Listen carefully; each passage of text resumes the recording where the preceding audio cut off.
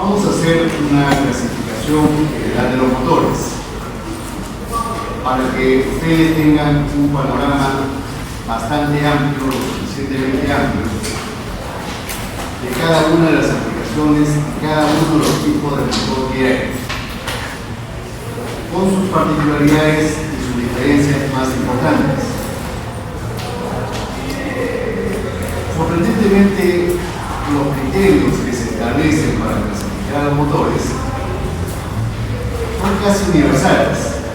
Si ustedes, por ejemplo, revisan la clasificación que da COA o la clasificación de Gable, se nota que prácticamente son los mismos criterios, a pesar que son de escuelas científicas diferentes, una rusa y la otra norteamericana. Vamos a ver, por ejemplo, que los motores los podemos clasificar según el campo de aplicación. Según este criterio, los motores se dividen en dos grandes grupos. Motores que se utilizan en vehículos de transporte y motores estacionarios. Hay un pequeño grupo que no son ni para transporte y tampoco son estacionarios. Los motores de transporte, a su vez, se pueden subclasificar en varios tipos. Por ejemplo, motores para vehículos de transporte terrestre, motores para vehículos o para embarcaciones navieras, motores para aeronaves, para aviones y helicópteros, motores también para ferrocarriles. En cuanto al transporte terrestre, también se puede subdividir. ¿En cuántas clases? La mayor parte de vehículos de transporte terrestre son para vehículos que transitan por carreteras y autopistas, ¿no? Aquí la gama del tipo de motor es muy grande, principalmente en cuanto al tamaño del motor, a la cilindrada del motor. Tenemos de los pequeños vehículos de dos ruedas, como son las bicimotos, las motocicletas, los scooters,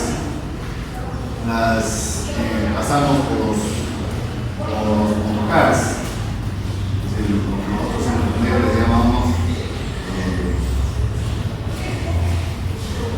los triciclos, que serían motorizados, las cuatrimotos. Después tenemos vehículos ligeros de pasajeros, automóviles sedán, camionetas pick-up, camionetas station wagon, camionetas suburbanas, en Estados Unidos le llaman sub, SUV. Después tenemos omnibuses de todo tamaño. Y finalmente tenemos vehículos de transporte de carga, ligera y pesada. ¿Qué características generales podemos nosotros notar? ¿Qué tendencias generales? Para vehículos pequeños, más pequeños, por ejemplo, llámese motocicletas, scooters, bicimotos, generalmente son motores de dos tiempos. Generalmente son motores a gasolina. Para ese tamaño de motor, para esa cilindrada, generalmente no se fabrican motores diésel. Generalmente estos motores son refrigerados por aire. Los motores más pequeños son refrigerados por aire. Por cuestión de economía, ¿no? Por cuestión de sencillez, de costos. La refrigeración por aire es más barata que la refrigeración por líquido. Y la estructura del motor se hace más sencilla cuando lo refrigeramos por aire. Pero esta refrigeración por aire solamente la podemos aplicar para motores de pequeño tamaño. Los motores, los cuerpos pequeños, se enfrían más fácilmente que los cuerpos grandes. Eso lo sabemos intuitivamente, ¿no? Por ejemplo, si tenemos un trozo de carne caliente, nosotros para enfriarlo, ¿qué hacemos? Para que se enfríe más rápido, lo cortamos en trozos más pequeños. ¿Qué se es un ejemplo sencillo para que se pueda entender con rapidez, ¿no? Los cuerpos pequeños tienden a enfriarse con mayor facilidad que los cuerpos grandes. Ya los motores para vehículos de mediano tamaño, de mediana potencia y cilindrada, se prefieren motores a gasolina, pero de 4 tiempos, refrigerados generalmente por agua.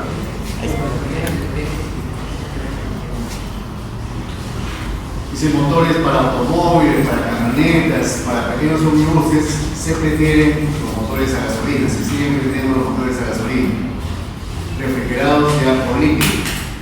Ya estos motores son de 4 tiempos normalmente. Es raro tener un motor de automóvil de 2 tiempos. Es raro, es excepcional que el motor de automóvil sea refrigerado por aire, salvo algunos casos particulares como era el motor Volkswagen, ¿no? El trabajo Volkswagen, que era un motor pequeño refrigerado por aire. Obviamente que eso abarata costos, abarata precios. Esa fue la razón de utilizar la refrigeración por aire.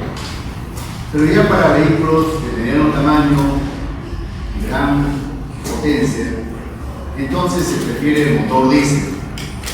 Motores para autobuses, motores para camiones, motores para trailers, remolcadores.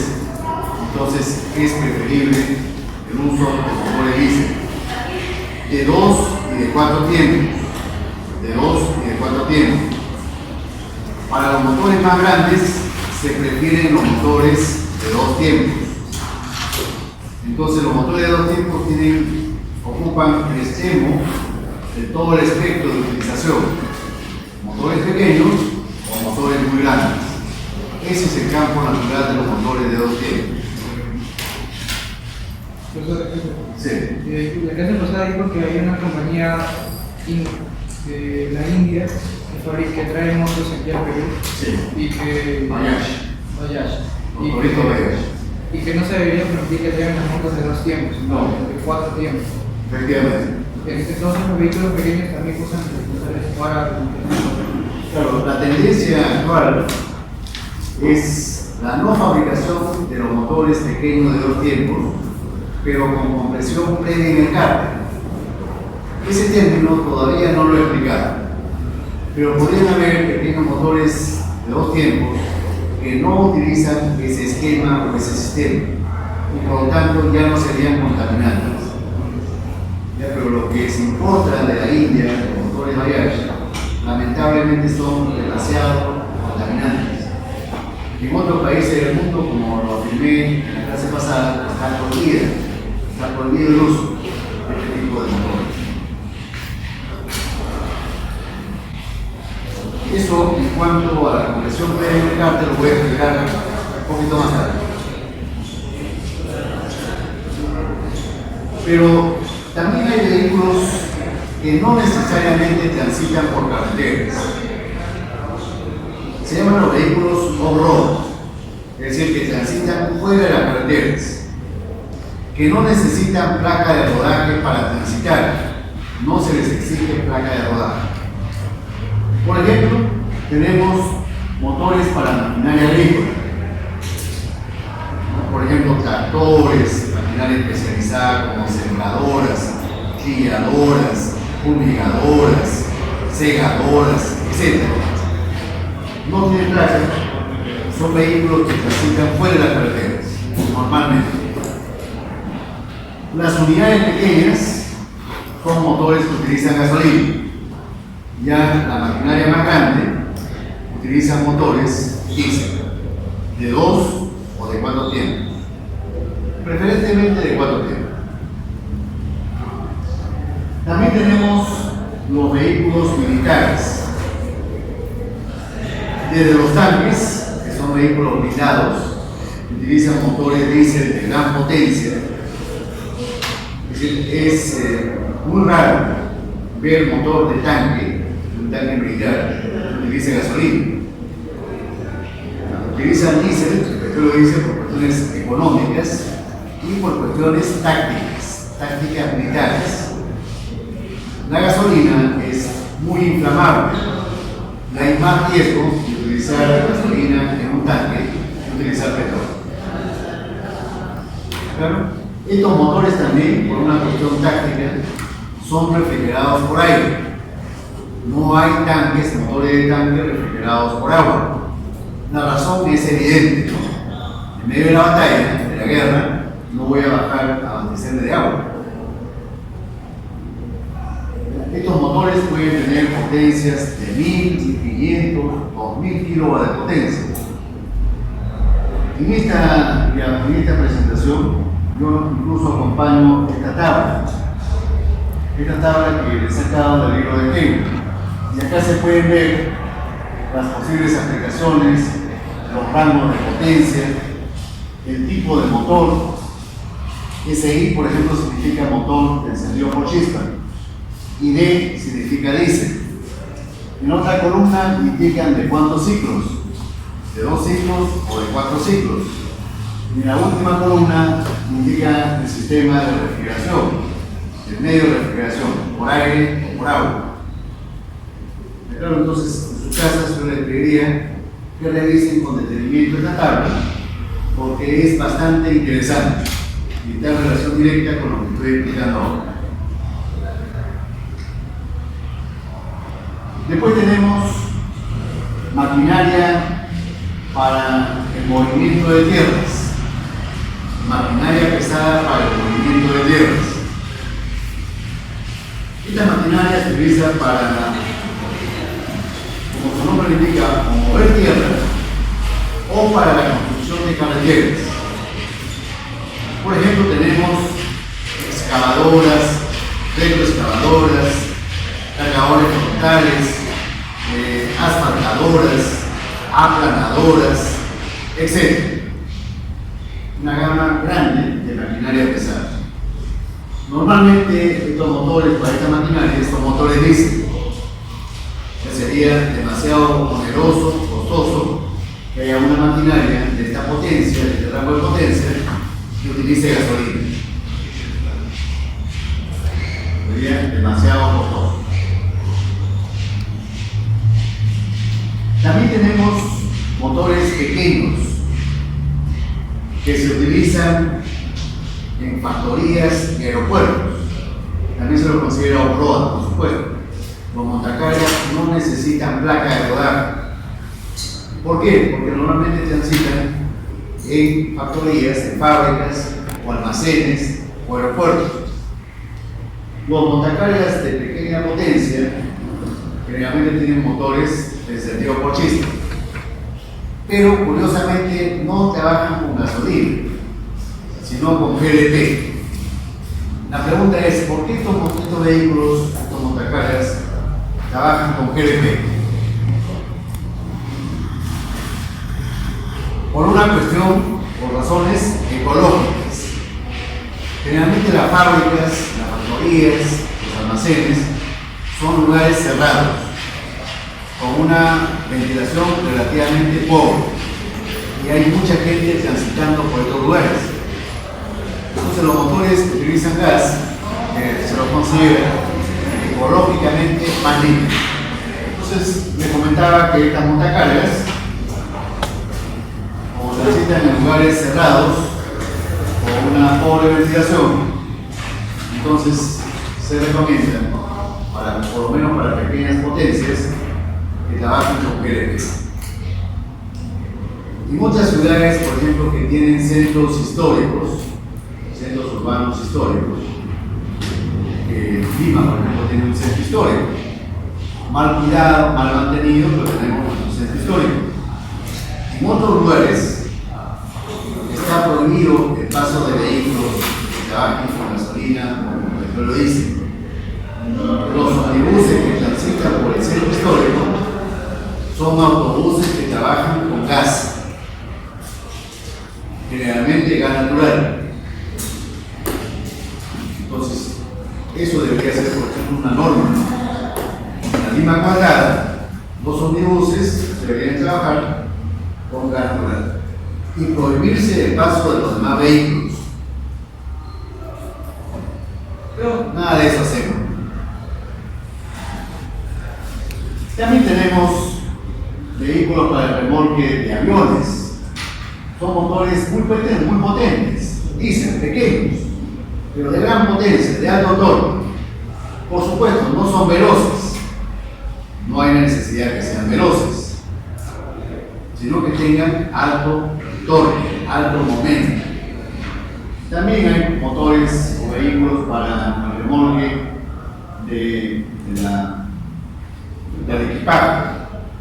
Estos motores son más pequeños, pueden ser incluso motores eléctricos, pero también se utilizan motores de combustión interna. Por su tamaño son motores a gasolina, motores diésel también pueden ser, por cuestiones de seguridad.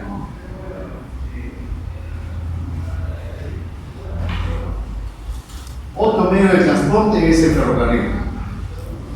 Y todos los ferrocarriles tienen motores diésel. No hay ferrocarriles que trabajen con turbinas a gas. No hay ferrocarriles que trabajen con motores a gasolina. Por el rango de potencia, tienen que utilizar motores diésel. Estos motores diésel pueden ser de 2 o 4 tiempos. Estos motores tienen miles de kilowatts. Una locomotora puede tener, el motor de una locomotora puede tener 4000 kilowatts de potencia. Ese rango de potencia tienen las locomotoras. Un caso particular son los mal llamados motores diésel eléctricos. ¿Han escuchado ese término? Motor diésel eléctrico. Es una cuestión de cultura general. Yo durante el ciclo les voy a ir recriminando si es que noto que algunos términos de uso común y corriente ustedes no lo supieron. Como una forma de incentivarlos a que lean más. ¿Qué cosa es el motor diésel eléctrico? No es que el motor sea un motor eléctrico.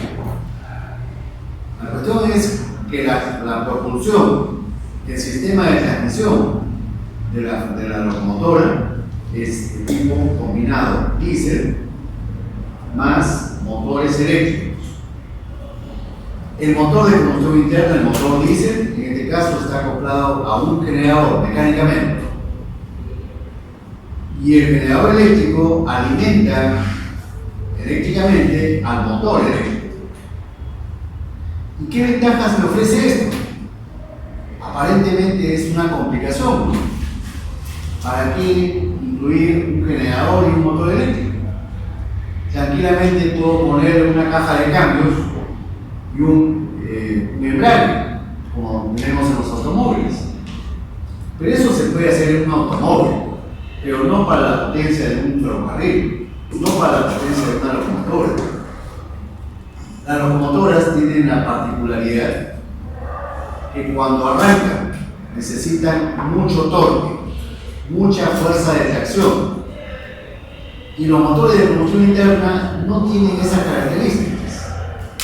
La característica de un motor común y corriente es que a baja velocidad el motor de combustión interna tiene bajo torque, y por ello que se necesita de un embrague, ¿cierto? Para que el motor se acelere y después, cuando recién está acelerado, hacer el cambio a primera, segunda, tercera y así sucesivamente. Pero los ferrocarriles no tienen esa característica de tracción. En cambio, el motor eléctrico sí lo tiene. Los motores eléctricos tienen un alto momento con velocidades bajas. A velocidad cero, el momento efectivo de un motor eléctrico es el máximo. Entonces, el motor eléctrico se adapta mejor a la característica de tracción del ferrocarril. Ese es el motivo. También pueden haber autovagones, como nosotros tenemos, por ejemplo, los autovagones que van a Machu Picchu, ¿no? De Cusco a Aguascalientes.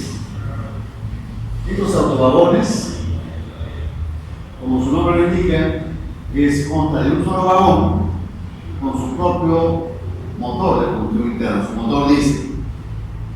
Pero hay la particularidad que yo puedo acoplar dos autovagones, sincronizándolos, por supuesto, sus motores. Sincronizando los motores. Entonces, dependiendo de la demanda, se pueden acoplar varios autovagones. Aumentamos así la capacidad de transporte.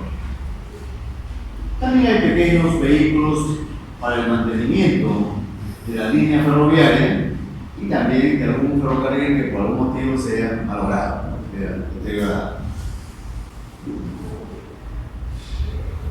Otro tipo de transporte importante es el transporte marítimo. La mayor parte de carga en el mundo se realiza por vía marítima. En este tipo de transporte también la gama de motores es muy vasta. Tenemos desde los pequeños motores de gasolina que se utilizan en embarcaciones con motor fuera de borda, lanchas, por ejemplo, deslizadores, yates, pequepeques, en nuestro caso particular de nuestra selva.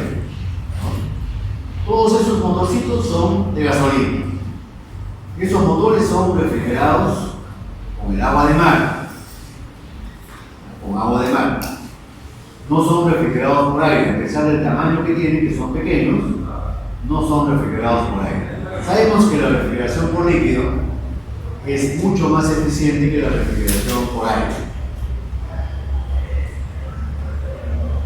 Para embarcaciones un poco mayores, como por ejemplo embarcaciones pesqueras, bolicheras, yates, ya son motores que están a bordo, dentro de la embarcación, con su sistema de propulsión, un eje de propulsión y una hélice.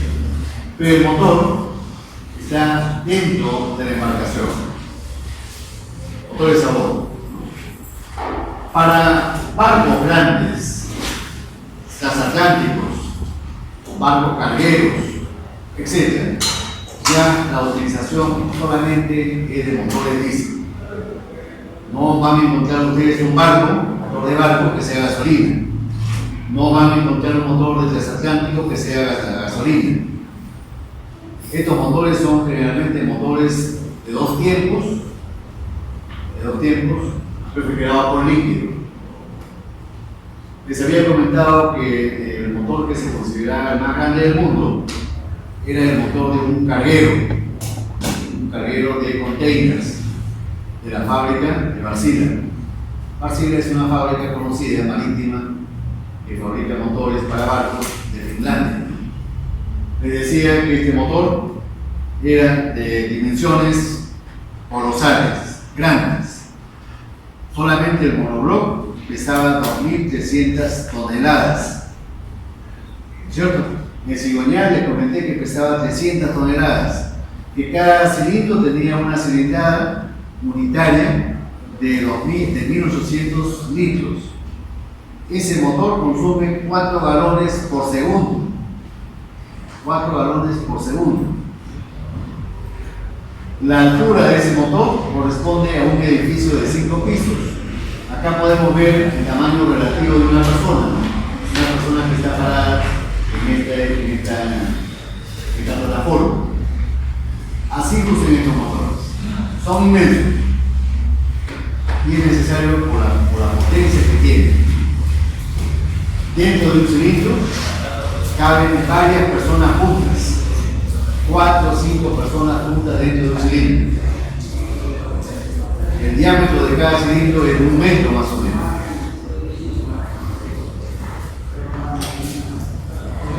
Sí. Una consulta. Usted dijo que los motores marítimos se enfrían por agua en mar. Sí. ¿Cómo Los pequeños. ¿Cómo son para que la sal del agua del mar no vuelva mayor? Es inevitable eso. La deposición de residuos de sal se va a producir de todas maneras.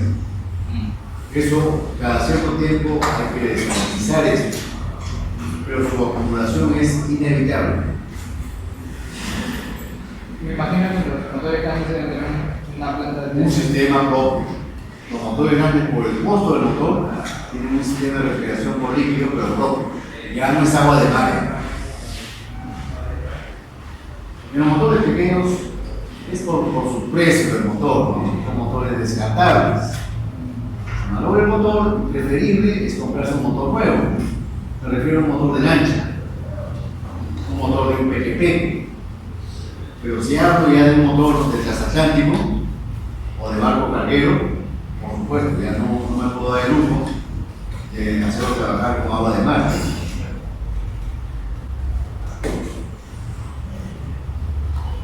Después tenemos el transporte aéreo.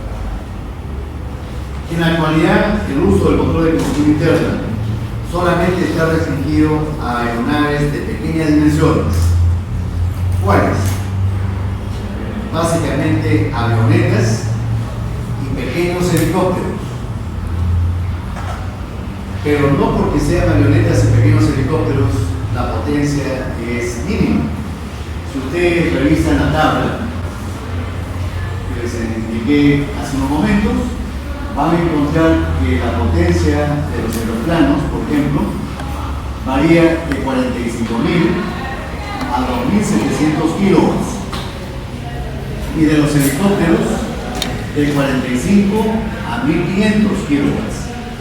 Son potencias nada despreciables. Pero aún así, siguen siendo motores para aeronaves relativamente pequeñas.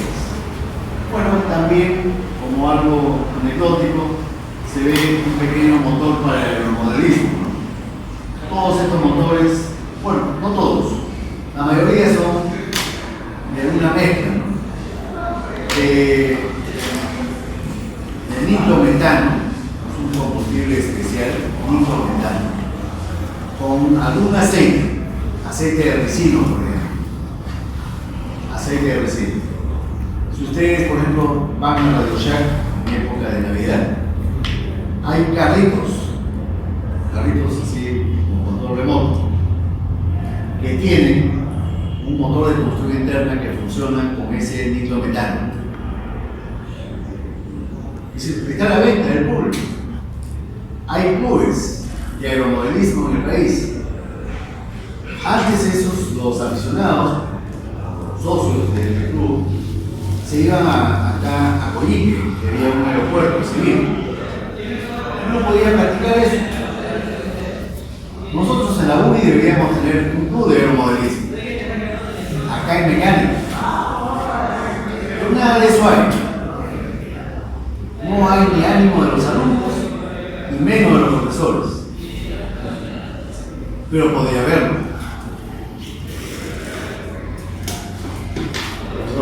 Sí.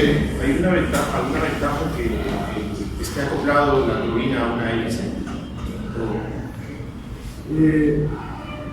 Es decir, evitamos el compresor, ¿ya? Pero es decir, una ventaja neta no existe. Que yo sepa, no existe. Sino básicamente es por cuestión de simplicidad de costo.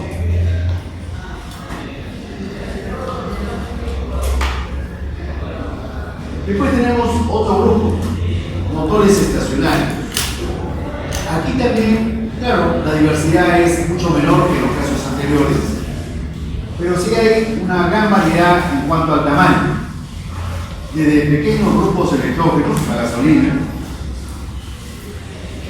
Los grupos electrógenos más grandes ya trabajan a gas, motor diésel, pasando por las autobombas. Bombas es un motor de combustión interna que se acopla a una bomba de agua para bombear generalmente agua o algún líquido especial. Después tenemos máquinas especiales para de tela, por ejemplo, para la industria de la construcción. Eso lo vemos cotidianamente, ¿no?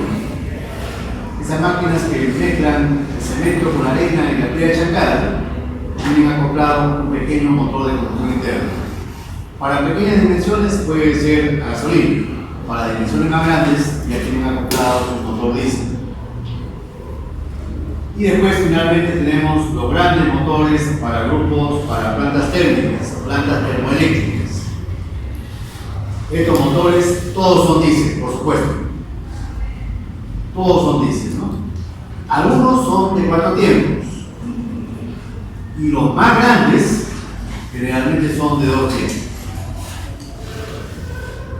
¿De acuerdo? Todos son, por supuesto, refrigerados por líquido. No van a encontrar un motor de una planta térmica refrigerado por aire. Estos motores pueden tener, digamos, de unos 5.000 hasta 20.000 kilovatios de potencia. 5.000 o más, ¿no? Hasta 20.000 kilovatios. Incluso hay algunos motores de mayor potencia también. Su potencia mayor es de 20.000. También tenemos aplicaciones especiales para bombeo de gas y petróleo, es decir, para gasoductos y oleoductos. Es un error común que se escucha incluso en personas que son ingenieros, de decir gaseoductos. No es gasoductos, es gasoductos. SO, gasoductos.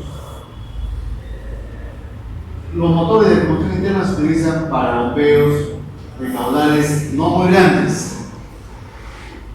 Ya para caudales mayores es preferible utilizar una turbina a gas, una central, digamos, con turbina a gas.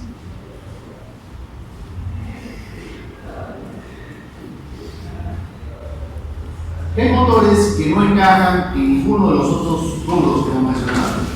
Ni son automotrices, ni son para medios de transporte, ni tampoco son estacionarios. Por ejemplo, para cortadoras de pasta, de césped. Acá generalmente estos motores son de gasolina, de 2 tiempos, refrigerados por ahí. Motosierras, también lo mismo. Son motores de 2 tiempos, refrigerados por aire, a gasolina. En este caso, la particularidad de ser de 2 tiempos se vuelve importante. A pesar de que son motores contaminantes, esa característica de ser de 2 tiempos se vuelve importante. ¿Por qué? Porque la motosierra nosotros podemos manipularla en cualquier posición, horizontal, vertical, inclinada, y no le va a pasar nada al aceite lubricante. ¿Por qué? Porque yo previamente mezclo la gasolina con aceite y al motor le ingresa una mezcla de gasolina con aceite. Ese aceite se va quemando conjuntamente con la gasolina.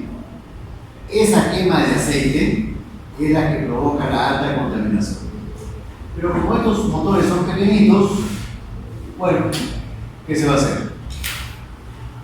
Se permite eso, porque son pequeños.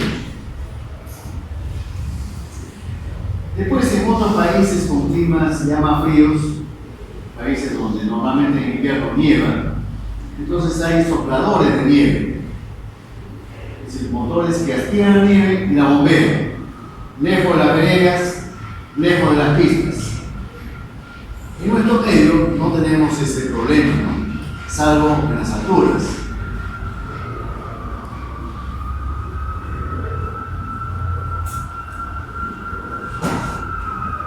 Segundo criterio, según el tipo de combustible. Los motores en principio, tal como lo afirmaba dice cuando inventó su motor, dentro de la propaganda que él hizo, él mencionaba de que su motor era capaz de utilizar cualquier combustible, sólido, líquido, gaseoso, con tal que se quemara, podía utilizar cualquier combustible. Y realmente es cierto, ¿no? ¿Se recuerdan ustedes lo que comenté al final de la clase pasada? A su primer prototipo, lo hizo funcionar con carbón sólido, pulverizado. Claro, ese primer intento tuvo un final fallido, ¿no? Ese motor explotó y, como comenté, estuvo en peligro de morir. En la actualidad también se sigue probando, ya a nivel de laboratorio, a nivel de prototipo experimental. Hacemos que los motores trabajen con carbón sólido. Pero eso tiene un problema grave. ¿Qué problema acarrea el hecho de utilizar carbón sólido? No es la contaminación, es el desgaste que se produce en los inyectores y en la bomba que bombea este carbón. Como son partículas sólidas, su poder erosivo es muy alto. Al poco tiempo salen de su trabajo normal, acaba su vida útil. no tienen una duración apreciable. Rápidamente se erosionan por la acción abrasiva del carbón. Entonces, la mayor parte de motores funcionan con combustibles líquidos derivados del petróleo. El combustible más utilizado son los derivados del petróleo hasta la actualidad, combustibles líquidos. En eso tenemos dos tipos, dos grandes grupos. ¿Cuáles son? Los motores que trabajan con gasolina y los motores que trabajan con gasóleos. Gasóleo es el nombre técnico del petróleo diésel. Ya nosotros nos hemos acostumbrado a llamarlo petróleo, pero realmente el nombre técnico es gasóleo. Las gasolinas se diferencian en cuanto a su expendio, a su venta, por el número de octanos, por el octanaje. En nuestro medio tenemos una gama grande. Hay 5 tipos de gasolina que se venden en el mercado: 84, 90, 95, 97 y 98 en algunos casos. En otros países solamente hay 3 tipos de gasolina. Una que equivale a una gasolina de 90 octanos, la otra que equivale a una gasolina de 94 octanos, y finalmente la gasolina que equivale a 98 octanos. Y ahí acaba. No existe la gasolina de 84 octanos, no se vende. Pero nosotros siempre tenemos que diferenciarnos del resto. Me refiero a los peruanos. Eso nos gusta sobremanera, diferenciarnos del resto. Y hay 5 tipos, sin darnos cuenta que eso encarece el mercado. Los motores actuales, no hay motores que ahora puedan utilizar 84 octanos. Sin embargo, se vende la gasolina de 84. ¿Quién lo compra, esa gasolina de 84 octanos? Los mototaxistas. ¿No es cierto? Los mototaxistas. ¿Saben cuál es la relación de compresión de un motor de moto? 9,4, 9,3. Es decir, es la misma relación de compresión de un motor relativamente moderno, de carro, de automóvil. Ningún motor de automóvil trabaja con 84 octanos. Y ese motor de motocicleta tampoco debería trabajar con 84 octanos. Entonces, ¿por qué se vende esa gasolina? ¿Por qué los mototaxistas le echan esa gasolina a sus motos? Por costos, efectivamente. ¿Cuánto cuesta cambiar el motor de una motocicleta? $200. Hay motores chinos de $200. Entonces, al echarle gasolina de 84 octanos, por supuesto el motor se va a desgastar más rápido. Pero como es tan fácil, tan barato cambiar el motor, entonces lo que yo ahorro en combustibles perfectamente me alcanza para cambiar el motor. Y además gano dinero. Cosa que no podía hacer con el motor de un automóvil, ¿cierto? El automóvil pues me costó $15,000, $18,000, $24,000. No me voy a dar el lujo de malograr mi motor echándole gasolina a 84. Pero a un motor de motocicleta que vale $200, bueno, lo que me ahorro me sirve para comprar un motor nuevo. ¿Está claro? Pero en nuestro medio ya no debería venderse esa gasolina, ni siquiera para lavarse las manos. Ahora, las gasolinas en muchos sitios, en muchos países del mundo, ya no se vende pura, sino que se la mezcla con etanol. El etanol se utiliza para mezclarlo con la gasolina como aditivo. ¿Saben ustedes antes qué cosas se le echaba a las gasolinas para aumentar ese octanaje? Era una sustancia muy tóxica que se llamaba o se llama tetraetilo de plomo. Tetraetilo de plomo. Una sustancia muy tóxica. A los niños le produce retraso mental y a los adultos mayores le produce parálisis. Claro, no sé si ustedes han visto en el Discovery, a veces pasan programas ilustrativos con dibujos animados, sobre todo la guerra que hubo contra las empresas que explotan, que venden petróleo y gasolinas. Ellos se resistían a eliminar el plomo de las gasolinas y decían que eso no contaminaba nada, algo como ahora el presidente Trump afirma. Eso no contaminaba. Y entonces hubo la necesidad de una lucha permanente de muchos científicos para demostrar que eso sí contaminaba, que producía grandes daños, hasta que el Congreso norteamericano se convenció de eso. Pero pasaron muchos años para que ocurriera eso. Entonces, ¿con qué sustancias se ha reemplazado el plomo? Han habido muchos intentos en muchas sustancias. La última de ellas, la más aceptada actualmente, es el etanol, como aditivo antidetonante. Es la principal razón. Pero hay una razón adicional. ¿Perdón? Porque está hecho de maíz. ¿Porque está hecho de maíz? No. Para aumentar la reserva de petróleo, a darle sostenibilidad a la industria petrolera, para que dure más.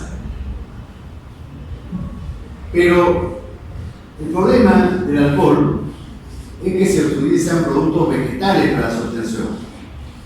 Y en el mundo hay dos tipos de vegetales que se utilizan para la obtención del etanol: la caña de azúcar y el maíz. Claro, hay otras, se puede hacer, por ejemplo, incluso alcohol del arroz, se puede hacer alcohol de las frutas, ¿no? En las cárceles, ¿no? ¿Cómo hacen la cerveza con el alcohol?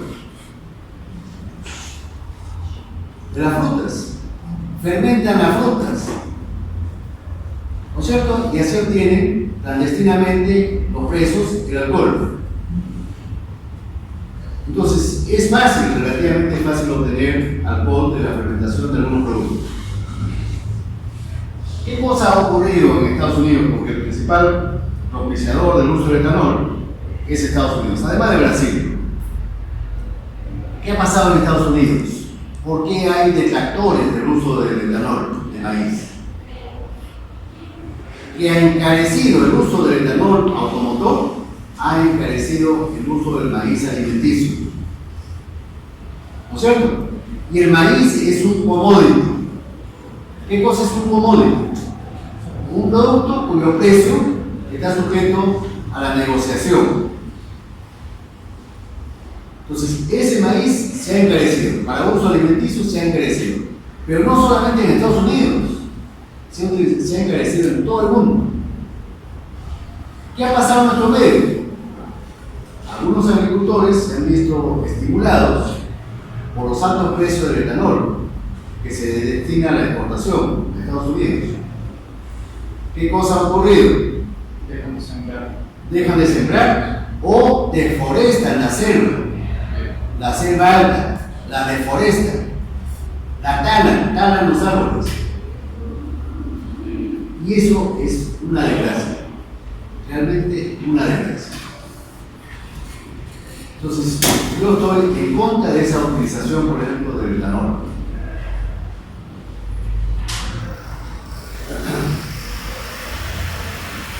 Para los vehículos diésel, como mencioné, se utilizan los gasóleos, que en nuestro medio le llamamos diésel 2 y diésel 1. El diésel 1 para vehículos más ligeros, más rápidos. Por ejemplo, omnibuses de última generación o camionetas rurales de última generación. Entonces, ahí es preferible utilizar el diésel 1. Normalmente se utiliza el diésel 2.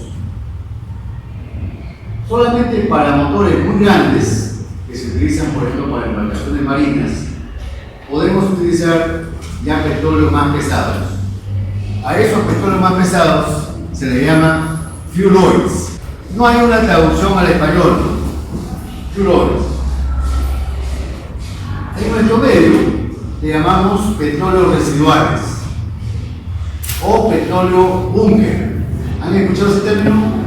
Petróleo búnker. ¿Han escuchado del residual 500, el R500 para calderos? ¿Han hecho experiencias en el laboratorio sísmico con calderos? ¿O no hacen experiencias con el caldero? No lo sé. Sí. ¿Qué combustible utilizan? Por una cuestión práctica, seguramente que utilizan el diésel 2. Es por las pequeñas dimensiones del caldero. Pero si el caldero fuese más grande, que normalmente son mucho más grandes que el que tenemos en la 1, entonces ya sería carísimo hacerlo trabajar con diésel 2. ¿Qué utilizan? Un petróleo barato, un petróleo residual. Si yo quisiera utilizar ese petróleo para un barco, para el motor de un barco, sin embargo, ya tendría que yo precalentarlo previamente antes que ingrese al motor. ¿Para qué? Para bajar un poco la viscosidad, para que se pueda pulverizar adecuadamente los inyectores. Lo precaliento. En un caldero lo puedo utilizar así, sin precalentar, pero para el motor de un barco no, tengo que precalentarlo. Claro. Ahora, a los petróleos tampoco ya se los vende puros, se los mezcla. ¿Con qué se los mezcla? ¿Con qué se mezcla el petróleo puro? Con biodiesel. ¿Han escuchado el biodiesel? ¿No han escuchado? ¿Recuerdan la clase pasada que mencioné que Rudolf Diesel fue el primero que utilizó un biocombustible? ¿Qué combustible mencioné? Aceite de maní. Entonces, vean ustedes, ¿de dónde se sacan estos biodiesel? ¿Cuáles son la materia prima? ¿Cuáles son las fuentes para la obtención del biodiesel? Semilla de plantas. Las semillas de plantas. Pero de algunas plantas, de las llamadas oleaginosas. ¿Se entiende el término oleaginoso? Aceite, aceitoso, en otras palabras. Aceitoso. Hay centenares de plantas con semillas oleaginosas. Las más conocidas, ¿cuáles son? Por ejemplo, el girasol. Por ejemplo, la soya. Por ejemplo, el maíz. No, el maíz no. El girasol, la palma, el coco, el maní. En nuestro medio es la soya. En Brasil es la soya. Pero en Europa es otro producto vegetal. Se le llama colza, que tiene alto rendimiento de aceite. Ahora, vean ustedes acá en la parte inferior de la demostración, se ve el procesamiento del biodiesel. Tenemos la acción de la energía solar, actúa en las plantas mediante la fotosíntesis. Las plantas finalmente producen semillas. Estas semillas, algunas contienen aceite, y mediante un proceso físico-químico puedo obtener el aceite vegetal. ¿Qué utilizamos en la cocina?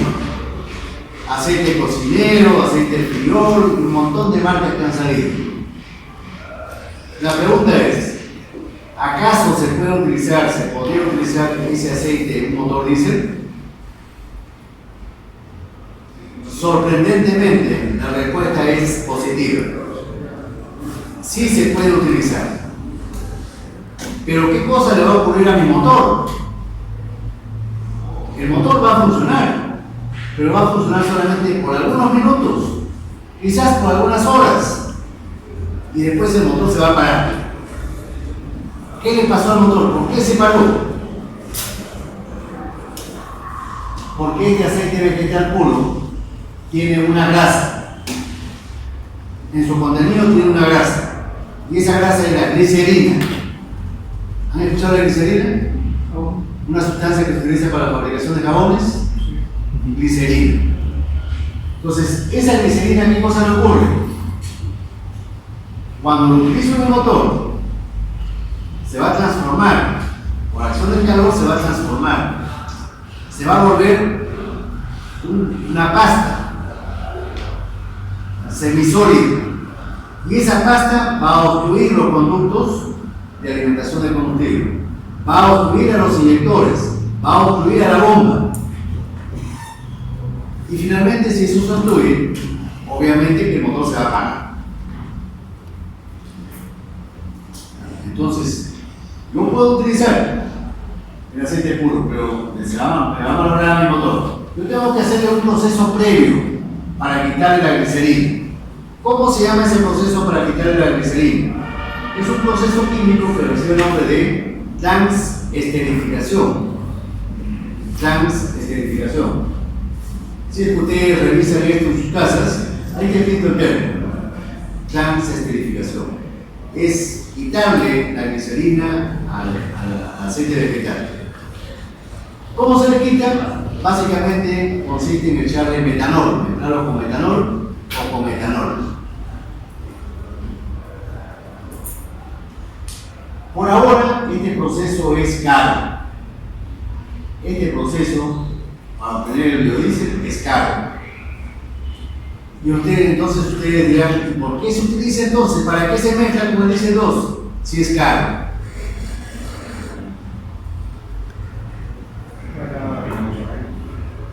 Primeramente, que contamina menos. Los biocombustibles contaminan un poco menos que el petróleo o la gasolina. Otra razón es para que el petróleo dure más, para que no se agote tan rápido. ¿Cuáles son los principales propiciadores del uso del biodiesel? Los países europeos. ¿Es acaso curioso de que los europeos propicien el uso del biodiesel? No. No es sorprendente. ¿Por qué? Porque Europa no tiene petróleo. Casi todo su combustible lo importa. Salvo el petróleo del gas del Mar del Norte, no tienen más petróleo, no tienen más gas. Todo lo compran. Igual que Japón.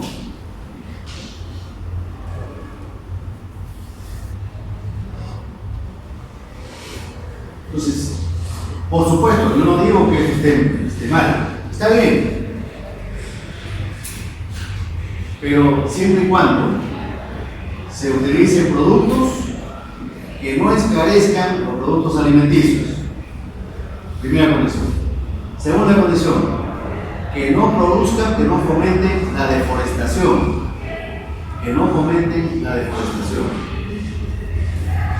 Si se combinan esas dos cosas, si cumplen esos dos requisitos, bienvenido sea, ¿no? No sé si ustedes están de acuerdo. Esto es muy personal, ¿no? Lo que les estoy diciendo es muy personal, es mi opinión. Sí. Ahí para fabricar biodiesel se le mezcla con diésel. Sí, eso es lo que les iba a decir, me estaba olvidando. El petróleo que se vende acá en Perú es una mezcla. Y esa mezcla de diésel con biodiesel recibe esta denominación, B85. Si ustedes se fijan en los paneles de los grifos, dice B85. ¿Qué cosa significa ese B85? 5% de biodiesel, 95% de diésel 2. En Europa es el B10. 10% de biodiesel, 90% de diésel 2. El motor de combustión interna, los motores de diésel, pueden trabajar con 100% de biodiesel. Con tal de haberle quitado la glicerina, el motor puede trabajar con 100% de glicerina. Ustedes se preguntarán, ¿y entonces por qué no se hace eso? Porque las empresas que aseguran sus vehículos, los dueños, cuando uno compra un auto nuevo, lo primero que hace es comprar el seguro. Si uno voluntariamente le cambia el tipo de combustible que se recomienda para ese motor, automáticamente pierde la garantía. Entonces, para no perder la garantía, no hago esos experimentos. Pero un motor está totalmente capacitado, posibilitado de trabajar con biodiesel puro. Este término, ese 50, ¿qué cosa es? ¿Qué creen que significa? Otra pregunta de cultura general, que deberían saber. No, no es factor de seguridad. Resulta que nuestro petróleo era uno de los más contaminados en toda Latinoamérica. ¿Cómo se mide la contaminación de un petróleo? Por el contenido de azufre. El azufre es un contaminante del petróleo. Mientras más azufre tiene el petróleo, es más barato y es más contaminante. Entonces, nuestro petróleo tenía 7.000 partes por millón como promedio. 7.000 partes de azufre por millón de promedio. Mientras que en el promedio latinoamericano eran 500 partes por millón. Estábamos en el último lugar. Pero ya después, el desarrollo y la globalización nos ha obligado a utilizar petróleos más refinados, no tan contaminados con azufre. Y entonces, los estándares europeos y norteamericanos establecen 50 partículas por millón. Ese es el petróleo que se vende en Lima y se vende en algunas provincias, pero no se ha difundido en todo el Perú. Hasta en eso somos discriminantes, ¿no? Se vende en Lima y en algunas provincias, pero no en todo el Perú. Y a veces tomamos malas decisiones. ¿A qué me refiero? Por ejemplo, la modernización de la refinería de Talal. Todos hemos escuchado sobre eso, ¿no es cierto? Un contrato que firmó, o un proyecto que firmó Humala, antes de salir de su gobierno. Claro, eso fue un proyecto demagógico. Primeramente, era una planta obsoleta, vieja. Cuando uno modifica algo viejo, ya en desuso, es bien caro. A veces es más barato comprar algo nuevo. Primera condición negativa. Una refinería obsoleta totalmente. Segunda condición. Para que esa refinería tenga razón de ser, tiene que haber la suficiente cantidad de petróleo que tratar, que refinar. Si no tenemos petróleo, ¿para qué compramos una refinería? Mejor compramos ya el petróleo purificado de otros sitios. Eso lo impone el mercado, ¿no es cierto? Y eso va a costar 5.000 millones de dólares. Por gusto. En vez de dejar de hacer los panamericanos, se debería proponer eso, ¿no?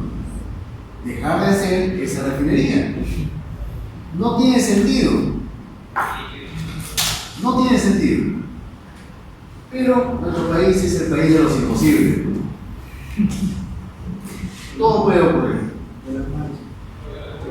Sí. Una pregunta. Usted dice que en Lima y en algunas provincias se vende el biodiesel, mezclado con diésel 2. 50 partes por millón, dice, efectivamente, el contenido de azufre. Sí.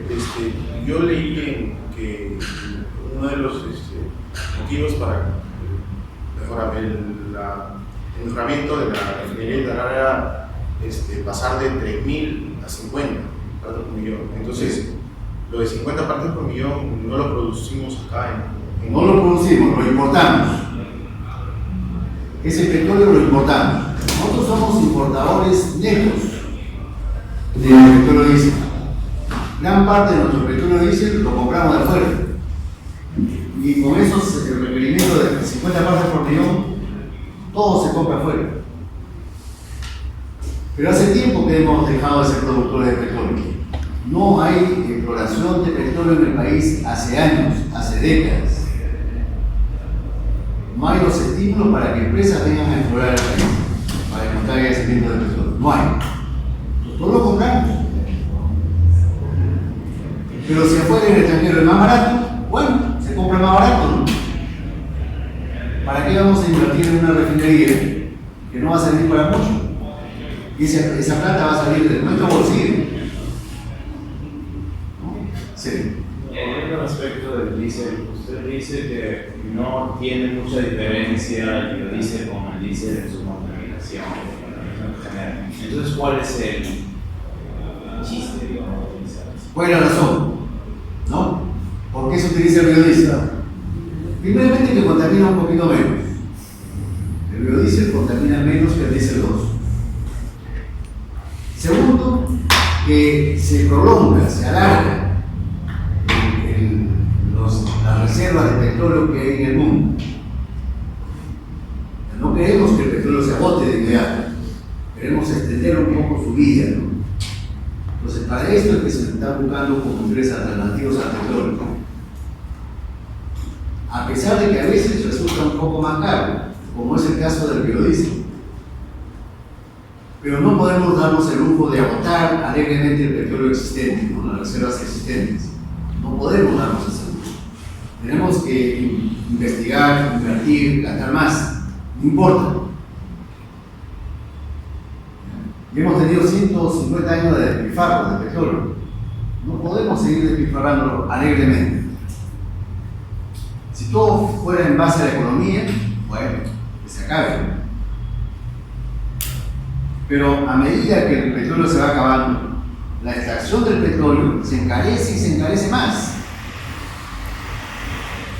¿No? Recuerden ustedes que antes que se produciera la crisis financiera en Estados Unidos y antes de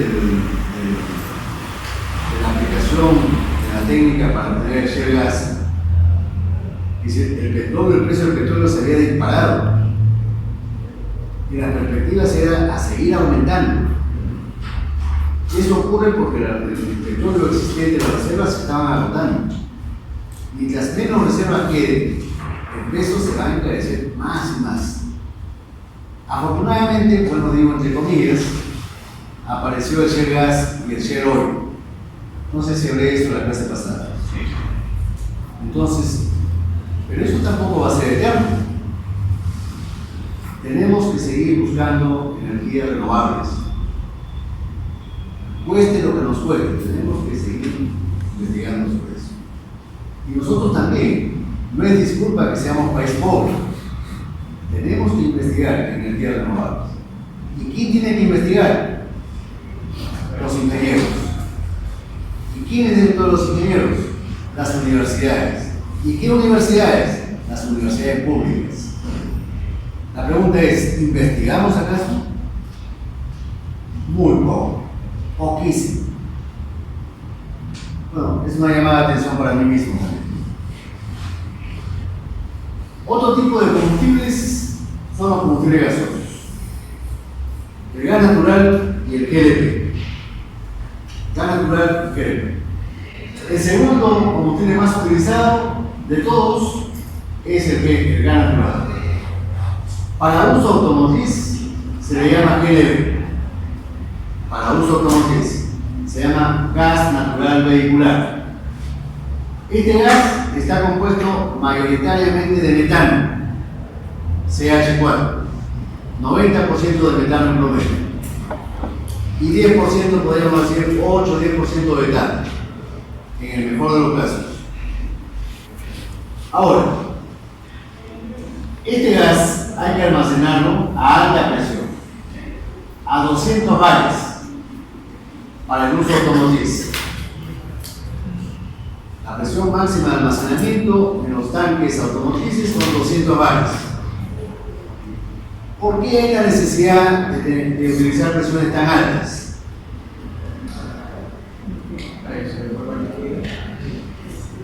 Para que se vuelva líquido, dice su compañero. Uno podría pensar eso. Es lógico pensar eso. ¿Por qué? Porque cuando utilizamos GLP, una mezcla de propano con butano, que es lo que utilizamos para uso doméstico, para la cocción de alimentos. Y si lo comprimimos para que se licúe.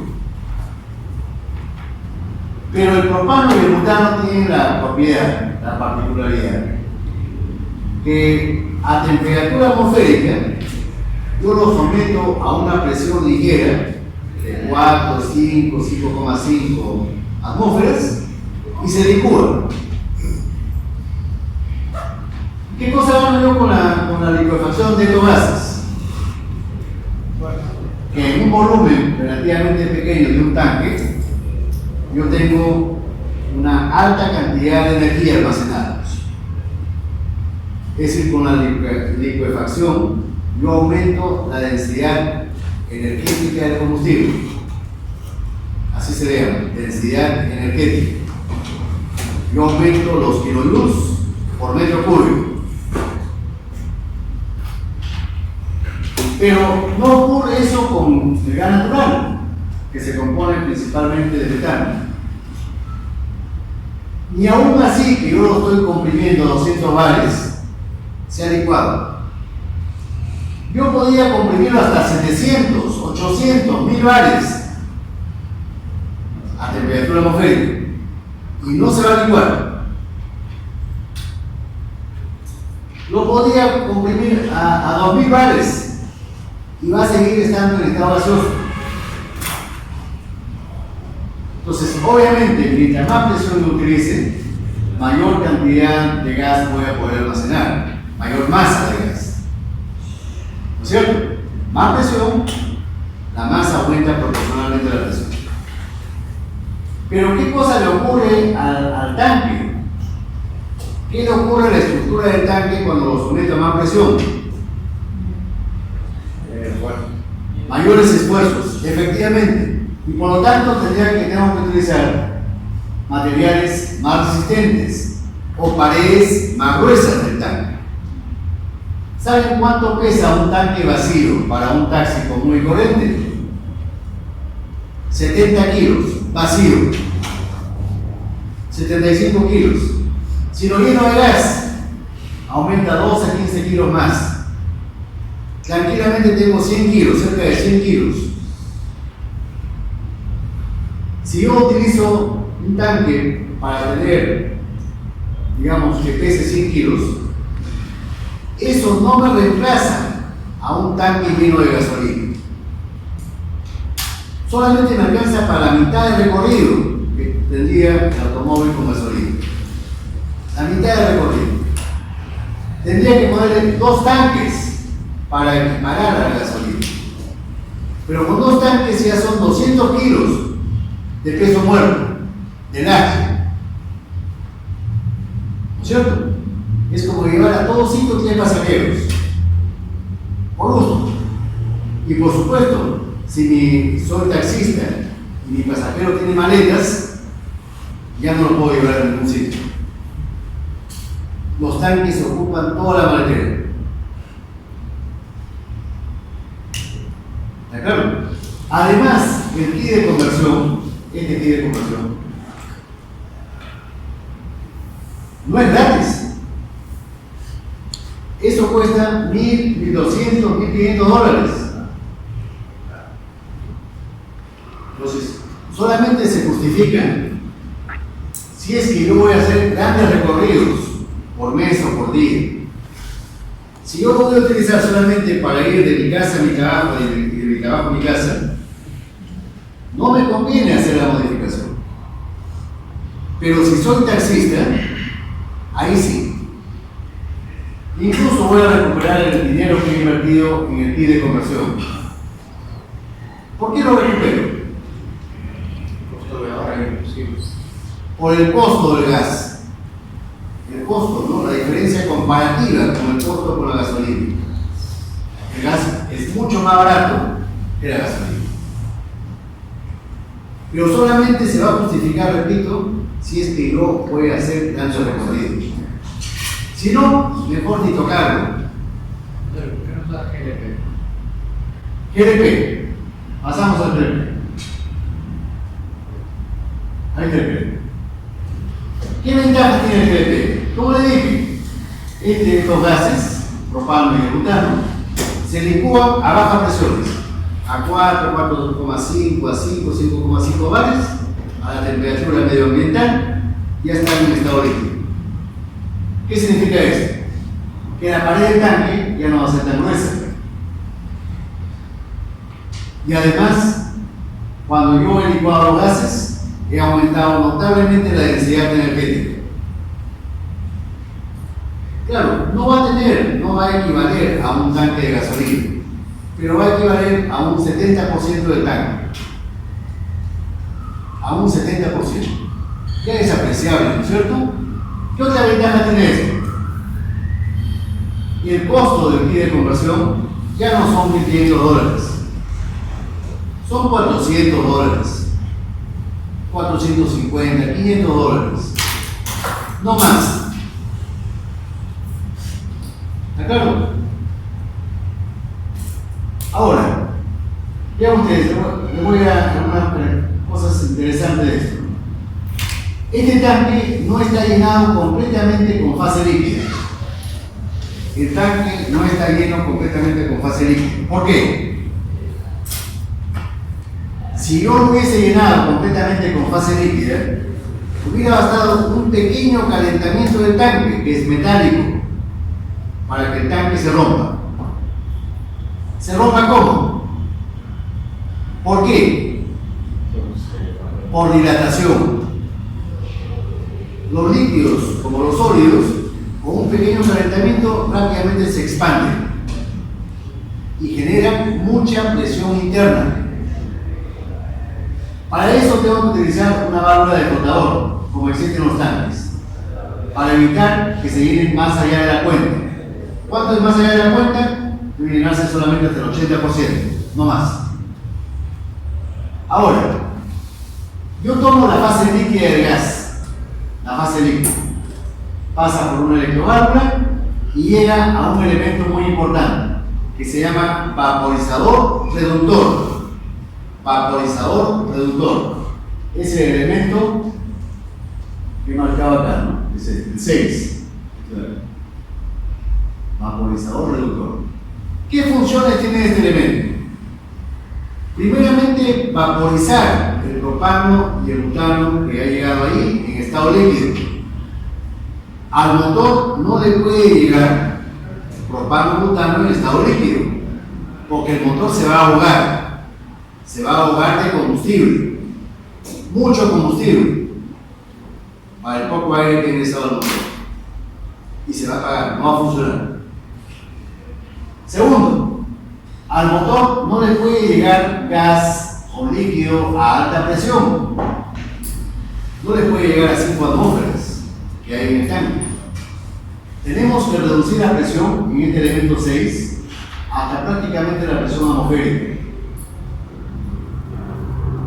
Entonces, al motor le debe llegar combustible en fase gaseosa una vez que se ha vaporizado y además a la presión prácticamente atmosférica para que el motor trabaje adecuadamente.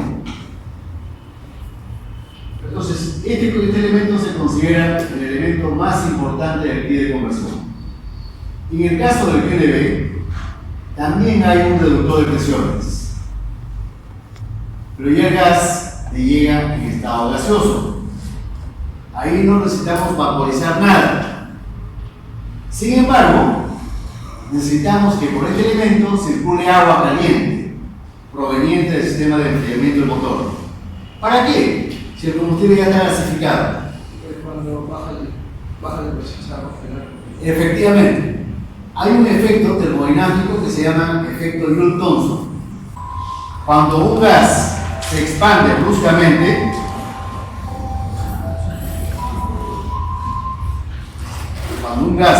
bruscamente, como ocurre acá, lo estamos expandiendo de 200 bares a 1 bar. Eso provoca enfriamiento brusco. El gas se enfría 80 grados centígrados. 80 grados centígrados. Ahora, si el gas solamente estaría compuesto de gas, no importaría que baje 80 grados centígrados, porque va a seguir manteniéndose en estado gaseoso. Lo que pasa es que en el gas natural, hay pequeñas partículas de agua. El gas natural es higroscópico. ¿Han escuchado ese término? Higroscópico. Una sustancia que absorbe agua. ¿De dónde lo absorbe? Del medio ambiente, del procesamiento del gas. Es una sustancia higroscópica. Entonces, esas pequeñas gotitas de agua presentes en el gas se van a congelar y se va a formar hielo. Y si se forma hielo dentro del reductor, ¿qué creen ustedes que ocurra? Se va a obstruir, se va a taponear y el gas ya no le va a llegar al motor. El motor se apaga. En ambos tipos de motor se utiliza calentamiento, ¿no? En el PLT para vaporizar y en el PNB para contrarrestar el enfriamiento que produce el efecto Joule-Thomson. Para ello se utiliza el agua del sistema de enfriamiento. El agua en el automóvil no está a la temperatura atmosférica. Esa agua está a 80, 85, 90, 95 grados centígrados. Utilizamos esa agua caliente para estos fines.